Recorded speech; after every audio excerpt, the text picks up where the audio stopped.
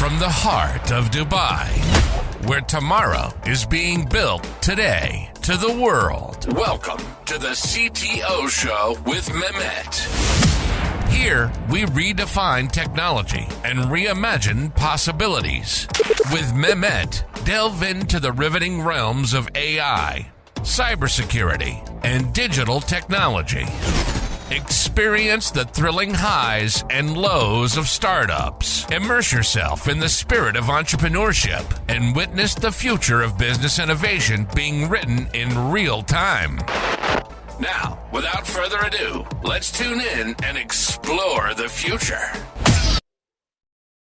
Hello and welcome back to a new episode of the CTO Show with Mehmet. Today, I'm very pleased. Joining me from Austin, Texas, Mark Stern. Mark, the way I love to do it is I keep it to my guests to introduce themselves. So tell us a bit more about you, your background, what you are up to currently, and then we can take it from there. Amazing. Happy to. Mehmet, thank you. I'm thrilled to be here today. So my name is Mark Stern. My business is the Custom Box Agency. Beforehand, I'm from Austin, Texas. I was from Alabama originally. And today what we do is we help clients optimize the customer journey. And when we get into their business to optimize their journey, our deliverables that we create are these physical box experiences. And you can see examples of some of our work right behind me. But we love to do the physical experience because a lot of businesses are so heavily on the digital footprint. How do we mix digital and physical? And when you bring the two worlds together and you have a really well-defined customer journey, there's just so much power of things that you can evoke. You can leverage that as sales collateral. You can introduce new means to monetize your business and extend lifetime value. But part of what we do is really focus on how do we help our customers get results faster? And so really getting into the heart of what is it that they truly need. That's what we specialize in, and we bring it to life with these box experiences that we create. But yeah, that's a high level overview of us. Great. And thank you again for being here with me today, Mark. So I know like you have you did some, change from corporate to entrepreneurship, and it's like a bold transition. So what can you share what motivated you to do this shift? And you were like working with Deloitte and, some people, they say, okay, like if I'm having such kind of job, why I should go and take all the risks. So I like to hear these stories. Yeah, no. So I was, when I grew up in Alabama, I was wired that there's just a natural progression to life, that you graduate high school, you go to college, graduate college, you get the job, eventually you go back to grad school, and then you have the dream job and the home and the white picket fence and the family, and that's life. And I followed that path to a T. I graduated and got my MBA at Duke, graduated in 2012 and then went to work for Deloitte right after business school. And, at that time, I'd followed that path and I was $165,000 in student loan debt. And then when you sign a contract with a big company like Deloitte, I'm now committed for 2 years at this firm at minimum. And so I was just kind of looking at my life going, is this it? Because I felt the weight of all the debt. And all of a sudden I had this amazing corporate job, but it was my life. I was a road warrior. I would travel, every Monday at 4:45, a cab would pick me up, take me to the airport. I would fly to my client, fly back on Thursday or Friday night. And then Monday I would do it again. And that was my life for years. So you kind of just get in the mindset of, is this it? Is this what it was meant to be? And, I was at this crossroads between, becoming a junior partner at the firm or like scratching this inner desire to explore the digital marketing realm, the online entrepreneurship realm. And years earlier, I got exposed to it through a conference I went to, Mind Valley's A-Fest. And it kind of introduced this world of digital marketing, and it kind of disrupted the bubble of the world that I was living in because I thought the corporate path was the path. And all of a sudden I got exposed to, there's a different way to be fulfilled, to have to pursue a career that really fuels you and energizes you. And that was the crossroads I was at. This was 2018. Had a moment in time of, do I want to do what's predictable and stay at Deloitte and become partner and be there till 62 where they force you to retire, or this unpredictable explore entrepreneurship? And I had this moment into 2017, transitioning into 2018 between Christmas and New Year's that was, I don't know how else to describe it, but a weird premonition that if I stayed in my corporate job, it would kill me. And it was like the catalyst that woke me up to say, you've had this inner desire to explore entrepreneurship. Now's the time to do it. And when I made the leap, I put my notice in at Deloitte It was January 3rd, 2018.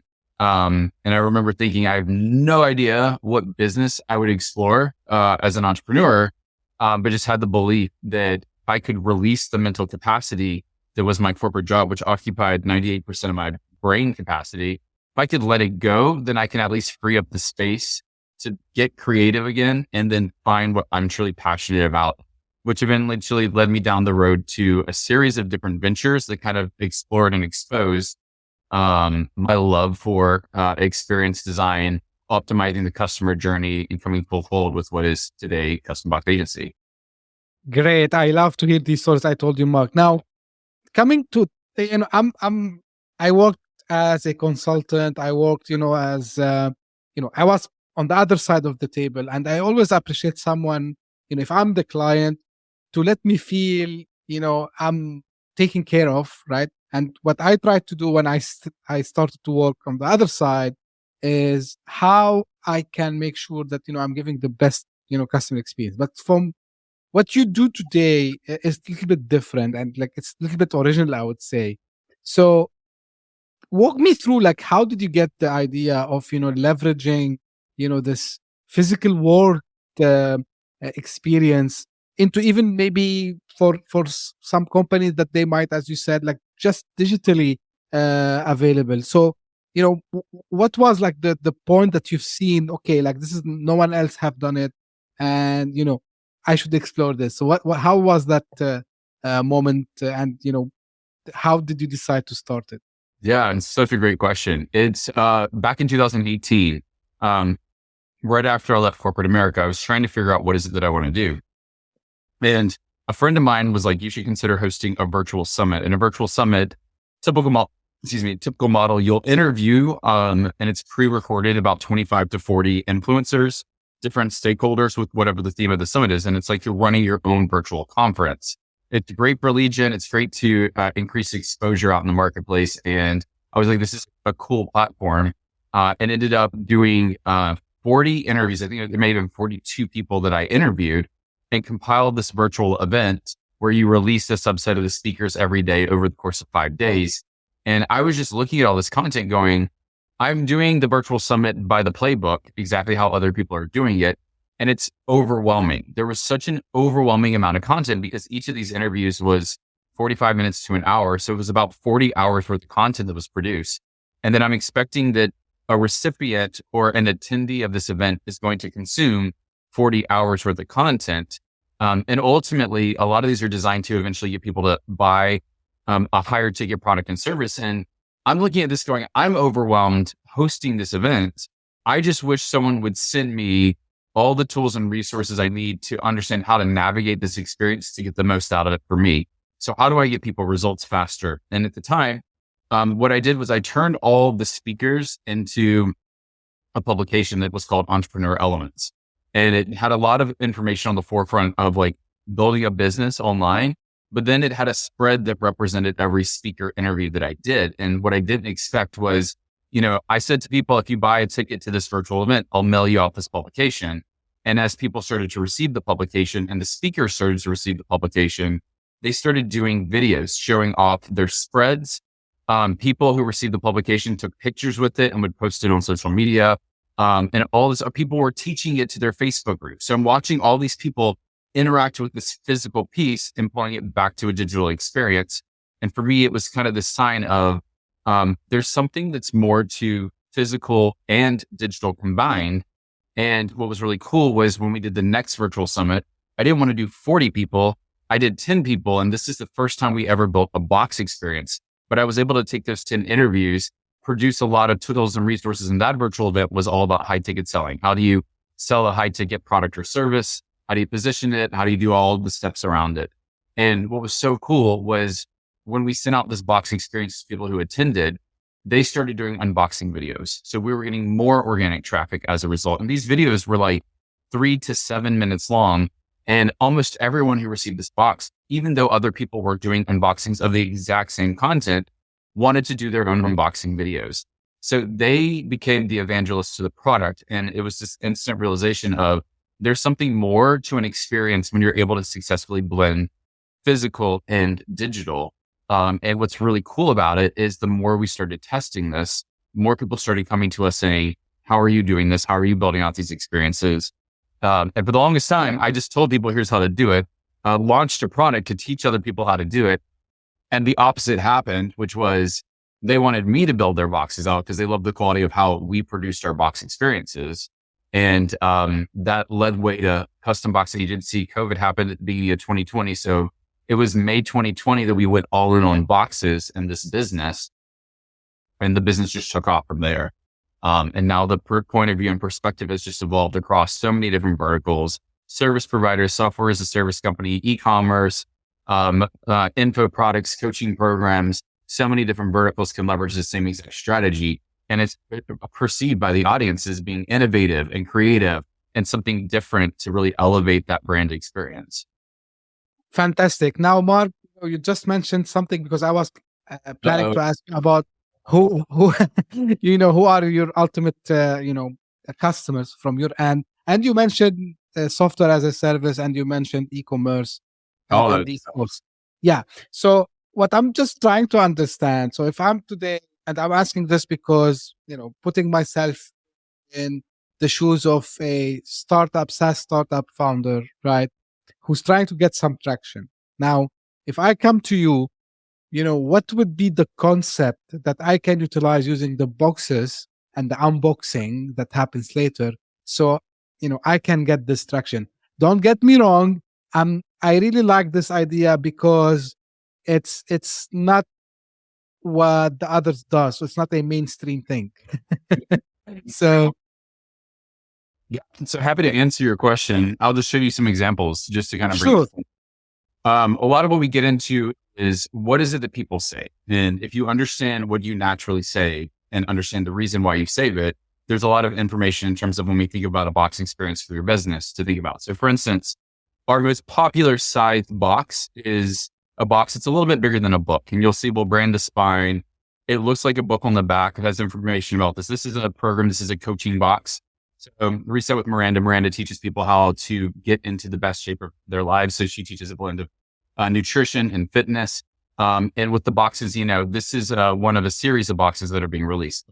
Why do we like the size? We like the size because when you read a book, you don't throw out a book. You typically put a book on a bookshelf. So why don't we design boxes to contain your business story that are about the size of a book? So we can brand the spine, we can put on a bookshelf. I may say that this is box 1 of 4, which signals to your audience that there's a series of things that they need to do. They need to collect all the pieces. So they're going to want to stay engaged, see the full anthology or sequence. In any box, most of our box experience is about 30 to 50 pieces. It sounds like a lot, but think about a board game. Board game has tons of pieces. But when it's assembled, it's beautiful, it's elegant, it's well organized in terms of that box experience. And again, that's another example. When you have things that have replayability like a board game, you're going to keep them longer. You don't play Monopoly once and throw it out. The box becomes the container of the experience. And every time you go through it, it's like a new experience. So even thinking through the strategy of the story inside the box, how do I encourage that repeatability so people can come back to it again and again? I can go through the experience inside the box for your business today. And in 6 months, I may go through it again and have a completely different breakthrough. And that's because our environment changes. Like we change, we evolve. What's relevant to us today may not be what's relevant to us tomorrow. What gets our attention today may evolve as well. So that's why in a typical box experience, we always have a welcome note. We always have a getting started guide. So how do I get started with your products and services? Seed to me the universe of all the things that you have to offer. Showcase to me where the starting point is and what tools and resources I have access to. Beyond that, we always include what we call a journey map, which is almost like the game board. How do I navigate through the product or service that I bought? Doesn't matter if you're a coach with a coaching program, if you have a virtual event, a course, if you have a software as a service, think about the first 30 days. How do I get people utilizing my platform? Because they know if I can get you utilizing it in the first 30 days, the sticking factor and the stay factor is much higher. All of that can be gamified in terms of a box experience. And then the other things we always look to say is, what other tools and resources do they need? So for instance, if you have worksheets that you expect your people to download to engage with your products and services, you just put up an obstacle because you're assuming they have a printer. It has paper. The printer has ink. It's hooked up to my computer. When I do print it, I'm organized. I know how to organize everything out. There's just a lot of things that if something goes wrong, You just stop them in their tracks to say, someday I'll get around to doing that so I can do this program. That's the situations that we say, if it's a potential obstacle, print out a workbook, put it inside the box, give them everything they need. So when they show up, everything is inside the box to be able to start that experience right away and get them results faster. So that's a lot of what we look at for these experiences. Love that. Like it's a very original idea. And I'm a big fan of anything when it comes to customer journey and, like guiding customers. It's like immediately it hooks me. So now one thing you also, of course, like I did my research before this episode, obviously, and I figured out that, you talk a lot about the secrets to customer loyalty, like unlocking these secrets, right? So can you share like some insights, how you've discovered about like what truly drives, customers to become loyal? Especially, what we know this for a fact. Probably there are a lot of competitors and everyone's trying to take their piece of the cake. And, loyalty here is really hard to achieve in today's market. So what can you share on that with us, Mark? With customer loyalty, one thing I will say is one of the biggest challenges I see a lot of businesses don't do well is define what success looks like. So I think it's important that like we can define that if you hire me, here's the outcome, but it's important to us to define success. And what I mean by that, a perfect example is if I'm running a marathon, I like to do Spartan races. Spartans are mud runs with like a bunch of obstacles in it. And what's really cool about the Spartan race is like any race you do, a 5K, a Spartan race, a marathon, there's 3 key phases. There's the preparation that happens before, and then there's the race, and then there's post-race. And there's certain markers that tell me without a shadow of a doubt where I am in this process. When I cross the starting line, I'm no longer prepping for the race. I'm in the race. When I cross the finish line, it's without a shadow of a doubt that I've completed the race. And oftentimes I'll get a medal. And all these are signals that define success. If I have that medal, if I have that t-shirt that comes at the end of the race, then it's without a shadow of a doubt that I have successfully completed this. People know the ClickFunnels realm. ClickFunnels is a software as a service platform that you can build your website on, your sales funnel on. And a lot of people love ClickFunnels because they are striving for the 2 Comics Club award. They have built this award that if you make $1 million using ClickFunnels, you'll be able to walk on stage and get this framed record. So it's a powerful recognition plate. But again, when you have that, like you have successfully accomplished that part of the journey. And so when we think about it, a lot of businesses I look at, I'm like, how do you define success and what success looks like? So people know what they're striving for without a shadow of a doubt. It's easy to say if my goal, I'm a white belt in Taekwondo and I want to collect and I want to become a black belt. As you collect all the belts between white and black, like, that you're one step closer to achieving that because they've defined success. If you desire and want the black belt, the steps that you need to do to achieve it, but it's very black and white. And when you do pass the test and get the black belt, it's undeniable that you achieved that mission. So a lot of what I like to see is, do we have a defined journey that people can follow? Because if you don't, what happens is they try and in their head, put all the pieces together. It can get overwhelming. Chaos may pursue. So how do we just make it really simple for businesses to do? And in doing that and clearly defining that customer journey, you just unlock some potential to serve your customers. So that's a lot of what we look at in terms of that. For me, sometimes the loyalty factor isn't obvious to me until I get into the journey and I start to see the quick wins and the results. And so this is why having that journey, defining success at the end, giving me something to strive for is really powerful.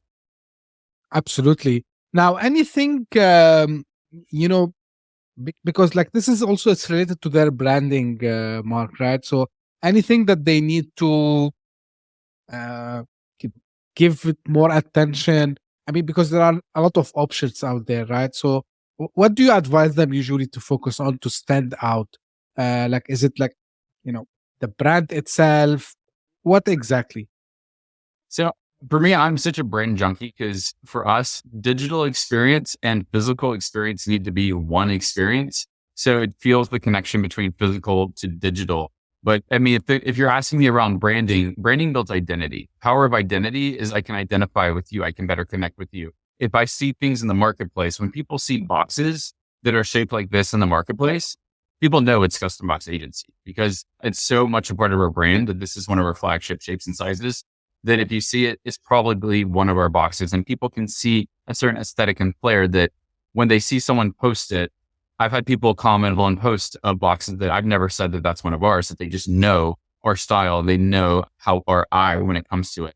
And the fact that they can attribute that quality back to us, even when it's not even branding Custom Box Agency, is the power of branding. And so for me, there's a certain quality control that if I'm going to put my name on it, I want people to know that it's going to be at that standard. But that's part of my brand identity. And that's something that when people see, I want them to have the assurance that if you're working with Mark Churn or Custom Box Agency, they're going to have a high perceived quality product. But that's part of the identity that we're trying to put out in the marketplace. So that's why I think it's important from a loyalty perspective. But it's just cool to see that when you establish that unique identity or that signature style, how powerful it is for people to know, okay, that is one of you, that is part of this brand. Yeah, absolutely makes sense. No, now, part of what we talked about so far, whether it's the customer experience and, the loyalty, it leads to something that I think, businesses, they need to think, and especially startups, about very important two terms. And here I want to understand from you, Mark, how you can help providing, what you provide today in increasing the customer, what is known as lifetime value, LTV, and reducing the churn, right? So where what you offer, comes into the picture in increasing LTV and reducing churn. Yeah. So part of this, and this is the power of, again, having a clearly defined customer journey. So anytime I work with a client to look at what's the journey to get them to this outcome, you're selling something in your product or service. So when I go to your website, when I go purchase it, you're making a promise. Where we always start in defining journey is the back anchor. So what is the promise? So what does success look like? So when you start there and get very clear, it just makes it so I know what the back end anchor is. Then we go to the front and say, let's look at your onboarding process. We call it start here. What does the front end look like? How well are you educating and equipping people of the journey that they're about to go on? So if I have my two anchors of the back-ended anchor, here's what we're trying to achieve. The front-ended anchor, here's how we're going to educate you and so you know how to navigate this journey. And then you may have phases, phase 1, 2, 3, 4, 5, to getting those outcomes. Just by having that piece defined is really powerful. What we look at in every phase is, what is this phase? What is the outcome of this phase? And by the time I'm complete with phase 1, when I finish onboarding, or phase 1 or phase 2 or phase 3, what is the phase? What's the outcome? And then what does success look like by the end of this phase? Just having those markers as they navigate is really, really powerful. To answer your question around attrition, a big reason that people may refund in the first 30 days of a product or service is because they feel overwhelmed. They don't feel like they've been set up for success. And a lot of that's because the journey has not been defined. And if they feel overwhelmed, they're going to take it back on themselves and say, I must be the reason why I'm confused, and therefore I would rather hide or get a refund. But if I can show you, hey, let me educate you. And you think about a lot of establishments. Before I started college, I had an orientation. That's like a start here. Let me teach you how to navigate the on-campus experience. The same models. So a lot of times before you play a board game, it's important to read the instructions to teach you how to play the board game. Otherwise, chaos will pursue because you're trying to figure out, can I go left? Can I go right on the Monopoly board? No, there's rules for that. Same thing in video games. Typically, video games teach you how to use the controller and navigate the screen before you go. As business owners, are we doing the same thing? Are we educating our people and setting them up for success before they start that journey? And if so, typically you'll see a reduction in churn just because people can see what they need to do. And now if they know what to do, we can get them into momentum to say, all you need to do is complete phase 1. Okay, congratulations, you've completed phase 1. Now let's go to phase 2. And every time they complete a phase, they're one more step closer to that desired outcome. So that's a lot of what we look at. And that's what I would tell anyone that we're working in. Get clear on what you're asking people to achieve, like what success is. Get clear on making sure you have a well-defined onboarding process. And then it's just about building the ladder or mapping the bridge from one end to the other to connect those pieces. Absolutely. Very clear to me how that contribute to the LTV and the churn. Now, people loves to hear success stories and use cases, is Mark. So I'm interested to know, like, if you can share with us, any, results that, one of your customers, you don't have to name if you cannot, but that's fine. At least the industry, how they benefited, what, how the results were compared, with what they used to do before versus using your services. Yeah. So we had a client that did a challenge. He teaches people print on demand, and how to start your own print on demand storefront. When we introduced the box experience and we gamified it, almost like you're becoming this undercover detective. He wanted this theme to come to life. When we introduced the box, it doubled his conversion rate on the front end, and then it doubled his conversion rate for his higher ticket offer on the back end. So that was just from introducing the box experience. We have someone in the financial services space teaching people financial freedom. They had a 17% increase in show rate and their highest record years in terms of conversion once we introduced that box experience. So they were hosting a virtual event to see numbers that are that high. Just because we introduced the box, they were hitting records and the only thing that changed was they introduced the box. But to see the front end and the back end, it was huge. We had another client, who did a huge launch for a course and coaching program hybrid. When we introduced the box experience, they sold about 3,500 units, which is insane. They were $2,000 a pop for each unit. So this was a multi-million-dollar launch. And when we introduced the box experience, the one thing that we did that was different was say, we're happy to give you a refund. All you need to do is send us back your box. And of 3,500 units that were purchased, 19 people requested for a refund and sent back their box. So they had the lowest attrition rate, which is huge to say 3,500 units at $2K a pop and you had 19 people. You're talking about less than 1% refunding when industry standard is significantly higher than the beginning of a product. So those are just some examples of the power Absolutely. of using physical and digital. Absolutely. Yeah. Makes sense. Now, I'm not big fan of expecting, things, because things can change fast. But, what you're seeing, some emerging trends within the customer experience design space that are changing currently, and how do you think, businesses should be prepared for them? I mean, I think the biggest disruptor right now is AI. Just seeing the role that AI is playing in disrupting business. It's interesting to see that we were already at a stage that billions of pieces of digital content were being released daily because the barriers to creating content were so low. That was pre-AI. So we're talking pre-January, was it really just January 2023 that AI has really started to rev up over the last year and a half. And now you're seeing with AI, we were already seeing so much digital content being released daily. Now it's exponentially more because AI just makes content creation so easy. And so I don't think AI is going to be something that replaces it. I think people are getting smarter with AI and noticing that, like, you can almost read something and know that this wasn't written by a human, it was written by AI. But the question that I will ultimately look at is how do you disrupt now an even more flooded system? I think we're going to see that merriment of physical and digital even more so. The other trends that we've been playing with that I'm pretty excited about is the cool thing about something like a QR code.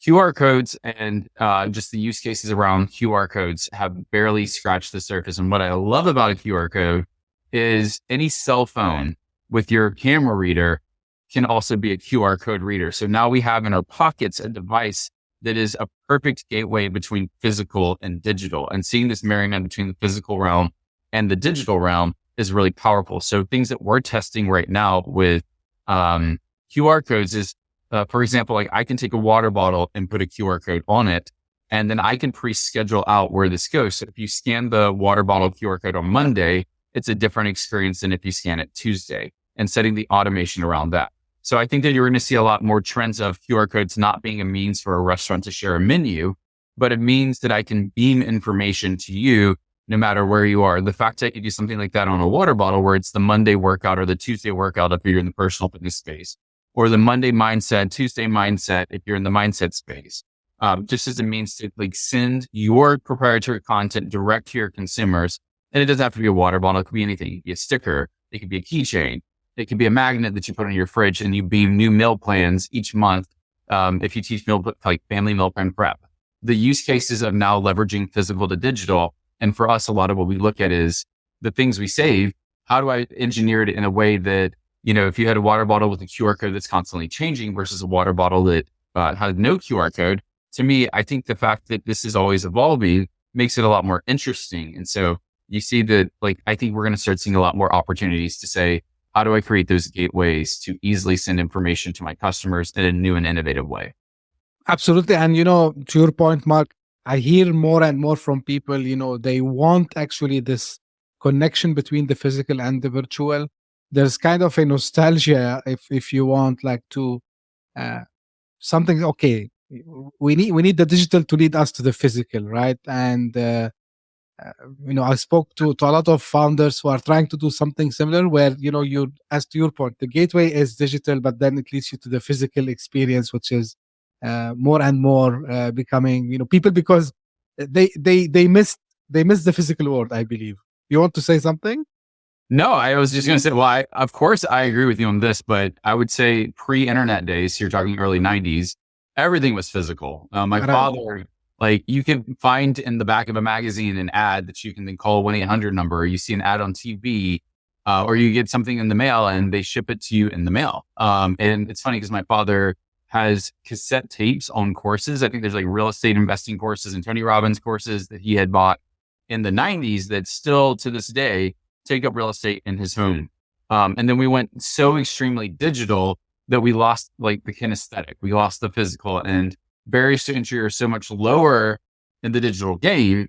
And there's just so much information. I think trust of that information has plummeted because there's so much stuff on the internet that a powerful way of blending the two is when you do see that growth of physical and digital, all of a sudden it feels like a new opportunity, bringing back what was such a legacy experience to this modern age. And that for me is just that's what I get excited about, because it just truly feels like a different experience than, I'm now sitting down watching 10 hours worth of course content from someone and I'm just sitting here and I have nothing in front of me except just me staring at the screen. So how do we provide something that's a little bit more dynamic? Experience is seen through the senses. Digital products are only what you see and what you hear. You tie it with physical, you bring in the kinesthetic, touch, taste, and smell in addition to what you see and hear. Absolutely. And I remembered also when I used to order these, I was, following the electronics at that time in the early 90s and computers. And I was ordering the magazine all the way from Europe, and sometimes from the US. And, when you get it and you see, and when the internet came out, they used to do something very nice. So you have, the experience there, and they say, okay, if you want to see something, you can download the software from there. So, it was an amazing experience. I can relate to that. Now, Mark, any plans to expand outside of the US? I mean, do you have already any operations outside of the US? We do. We've worked with clients all over the world. Europe, we have one active that we're working with right now from India, Australia. Nice. Worked with people all over the place. For us, the question is, we can work with anyone globally. We work on and we strategize with our clients so we can get into their business. That's what I love to do, is just really delve into their business. We can do all the design, and then we have a warehouse in Austin, Texas. So for our clients, most of them want us, when we produce these experiences, to hold their inventory and ship it out on their behalf. And we have the systems for that. I always tell clients, if 50% or more of your clientele is outside the US, don't do shipping from our fulfillment center in Austin, Texas. Find someone, a mom and pop that are more local and closer to the people that you serve. But if more than 50% of your clientele is US based, which we have international clients that have predominantly US based clientele, reach out, like us. That's a perfect situation that we can handle that part of the process, but we don't have to do the fulfillment. We can do the strategy and the design and prep it for you and ship it your entire box set. If you had 500, 1,000, 5,000, 10,000 units, we can get it out to anywhere, ready and assembled. But that's kind of like the one rule I'll say. So we'll work with people globally. We'll expand warehouses beyond Austin, Texas, and have a couple more locations in the United States. And then if the need is there, we would explore, are there certain pivotal parts in the world that we'd want to set up operations? But right now, the strategy and consulting and the design work we can do, we can do anywhere. Cool. Good to know. Yeah. So as we are close to end, Mark, this is a traditional question I ask. If you want to leave us today with something, an advice you can give to fellow entrepreneurs and do something special, what would it be? Yeah, one thing that I like to tell people is, if you're familiar with the law of reciprocity, I am someone who I want good people to win. I truly want other people to win. And the law of reciprocity will tell us, well, if that's true, then other people want me to win. And I think that this is an important concept for entrepreneurs, because one of the things that, when you ask yourself the question, how do I make it easier for other people to help me win? If you are a generalist in what you do, and you are like, let's just use an example in the online space. I know people who do YouTube videos and Facebook ads and website building. You do so many things that you make it hard for your customers or your friends, families, peers to be able to recommend you, because you do a little bit of everything. When I was in corporate consulting, they loved you to be the world's greatest generalist. Entrepreneurship does not celebrate you being the world's greatest generalist. They want you to be known for one thing and to truly niche down. So when I niche down to boxes and these customer journey experiences, all the things that we're doing around the boxes, when people say who does boxes, it's really easy for other people to say, Mark Stern, a custom box agency, go reach out to them, because I made it really easy to say, this is the lane that we play in. If we did a little bit of everything, and someone else, if I did YouTube videos and Facebook ads and website building, but someone else did exclusively YouTube videos and someone needed someone who was a YouTube expert, if you do a little bit of everything versus the person who's all in on one thing to dedicate their headspace to that one thing, they're always going to beat you out, because they truly specialize in it and they make it easy for other people to help them win. So as an entrepreneur, that's the challenge, is think about what you're doing, think about your value prop, niche down so you can be known for one thing. It's okay to service multiple things, but lead with one thing that you're known for, because it makes it so much easier for other people to help you win. Absolutely. Finally, Mark, where people can find more about you and about your agency? They can go to customboxagency.com. You can always look me up, Mark Stern, on Facebook or LinkedIn. You can message me directly. Those are all different ways that you can get a hold of me. Great. I will make sure that the links are in the show notes or in the description if you're watching this on YouTube. Mark, really, I enjoyed the conversation. Really, it's a, original concept. I like it. And I'm sure also the insight that you gave why, we need, especially when we talked about, bridging between the physical and digital. I think this is something very important, especially in these days. So thank you for sharing all this information and the insights from you. Really, I appreciate it. And usually this is how I end my episodes. This is for the audience. If you just discovered this podcast by luck, thank you for passing by. I hope you enjoyed. If you did, please give us some ups and subscribe to the podcast. We are available on all podcasting platforms. We are available also on YouTube. And please share it with your friends and colleagues. And if you are one of the people who keeps coming and keeps sending me their suggestions, comments, and compliments, thank you for doing so. Keep doing that. I read all your suggestions. I try to take them into consideration. So thank you for doing this. Thank you very much for tuning in, and we'll meet again very soon. Thank you. Bye-bye. Hit that subscribe button. Share the show with your tech-savvy friends and fellow entrepreneurs. And leave us a review on your favorite podcast app. Your support means the world to us.